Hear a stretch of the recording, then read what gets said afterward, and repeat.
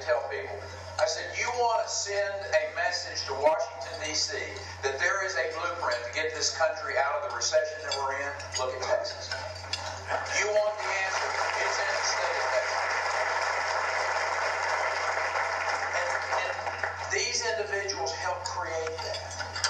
You go back, Mike, I tell people, because Mayor Giuliani asked me, he said, give me the Cliff Notes version of how this happened. He said, why is Texas kind of recession-proof, if you will? As a matter of fact, just today, I think, Michael, you said someone had put a report out that the first state that's coming out of the recession is going to be the state of Texas. I told him, I said, we're in one.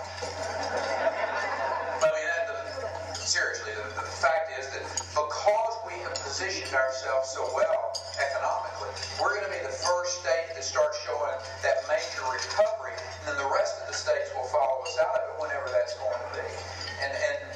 I told the mayor, I said, sir, you can go back and pinpoint when it happened. In 2003,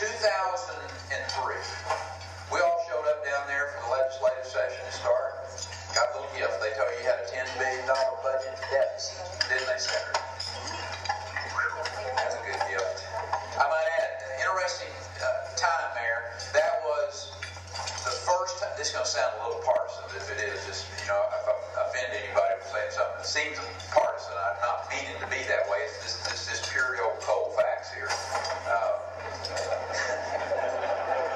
Right. In 2003 was the first time since Reconstruction. For those of you who are not just greatly in depth in your Texas history, that's back in the 1870s. That was a while ago. We had a Republican governor, Republican lieutenant, Republican speaker, Republican House, Republican Senate. First time. And we'd all stood up and said, listen, if y'all elect us, we will come down there and run things different than it's ever been run before. We will treat the state government as close to like a private sector business as we can.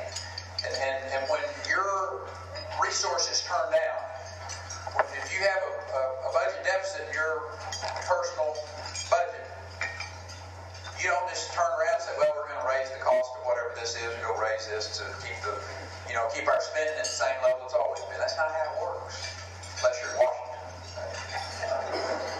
But the fact is, we went down there and we said, listen, we told people, we stood up in front of the people of the state of Texas and said, trust us, if you'll elect us, this is how we'll operate. That we will reduce the spending. We'll cut the burden on the job creators. And I think all too often government forgets about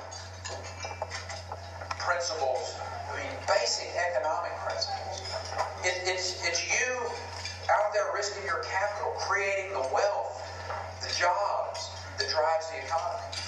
If you put pressure, whether it's taxes or regulations or the legal system, oversuing on the job creators, they're going to contract. And there's going to be less jobs, less wealth. And then there's more pressure on government. And it's a snowballing effect, if you will. A big tidal wave that comes over those that are out there trying to create jobs.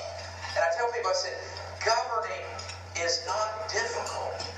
The theory of governing is not difficult. I told them, I said, I'm an animal science major from Texas A&M. I get this. You don't have to be a PhD from Harvard in political science to understand the theories of governing.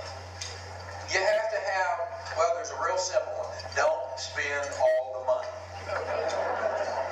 I'm teaching that one. I'm teaching that one to my daughter right now, Senator. Don't spend all the money.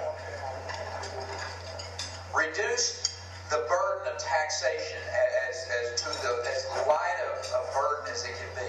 Have a regulatory climate that is fair and balanced and predictable. Have a legal system that doesn't allow for oversuing. Certainly protect those that have been